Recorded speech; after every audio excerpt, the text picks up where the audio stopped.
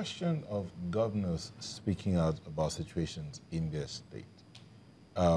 There are many who are concerned that they're not speaking out enough. They're not saying the truth about what is happening in their state. So people out there are just walking around in speculations.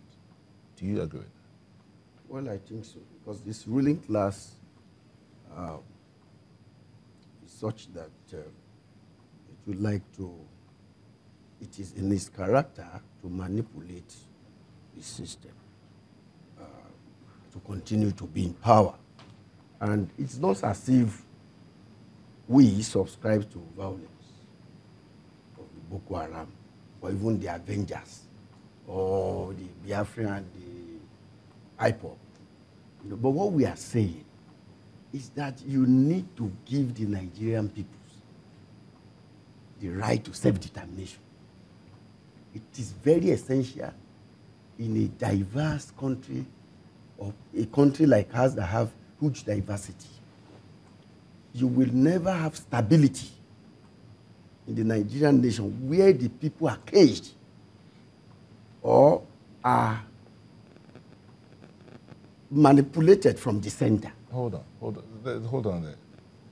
There's a situation in Borno. Yes. The Boko Haram attacks appear to be escalating. Yes. There's a situation in Zamfara where the governor has said, I'm willing to step aside Yes. if emergency would solve the problem here. And you're talking about, are those things caused by self-determination? Oh, yes, because the issues, you have to go back to the cause, the root cause of the escalation of Boko Haram, you know, insurgency. You have to look at all that. How did it start? That is the very question. Some people in Southeast said, we want to live as an autonomous country. Peacefully, they were making demands about it. You try to repress them. You beat them underground. And they started as, they became a violent group because they had to resist. The same phenomenon is happening in Borno everywhere. The Nigerian country has to be really restructured.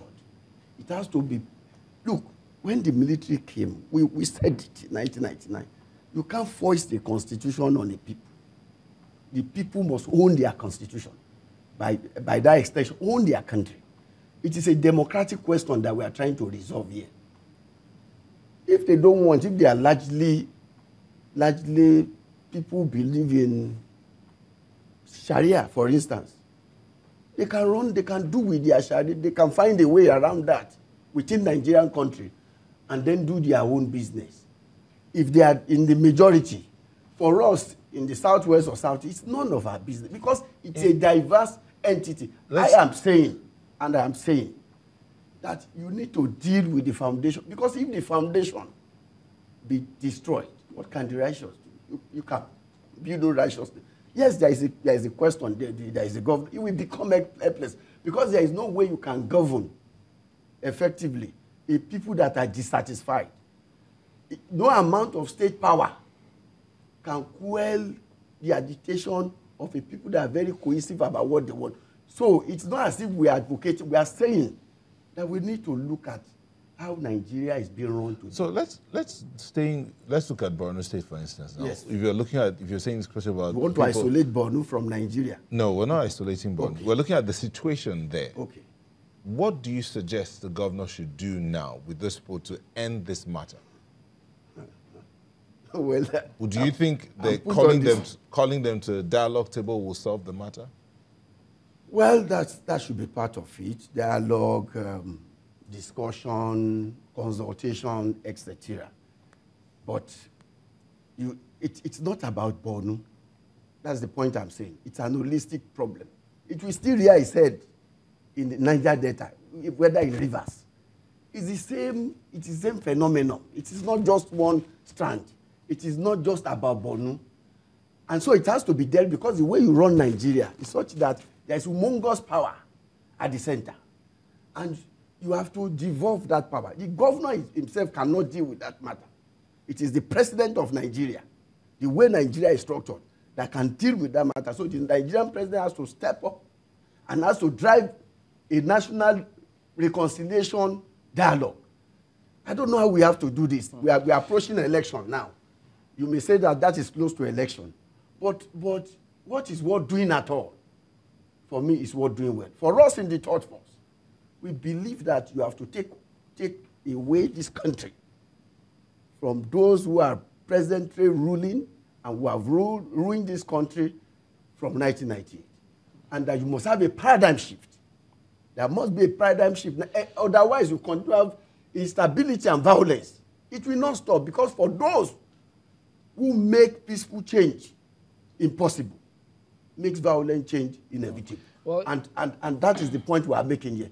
That we really need to get look, this whole issue goes beyond even the violence, or it goes to the point of even the parties that are in power. They do not have real parties. They do not debate. No political academy. Nothing. They just gather together at elections, and they want to win and take over the country and do business with it. Well, you know, what the political scientists call preferentialism. So this cannot take us anywhere. Let's bring in Issa on this, because I mean, if you could glean from what he said here now, it just suggests as though, look, governors may try to be politically correct, but the challenge is they are frustrated with what's going on. We've seen that of Zamfara, we've seen Benue, we've seen Katsina, Sokoto has complained. Almost all those governors say, look, we've got a problem. Your governor, I'm not sure he's getting the kind of results he would have wanted with this particular scenario now. So it does suggest as though, look, we still haven't gotten it right. That's the truth of the matter. In the first leg, if you went to Governor Shetima's remarks, he was very clear that we have serious challenge. There's no two ways to it. It is only a fool that would pretend when things are going bad, because you end up dying in silence.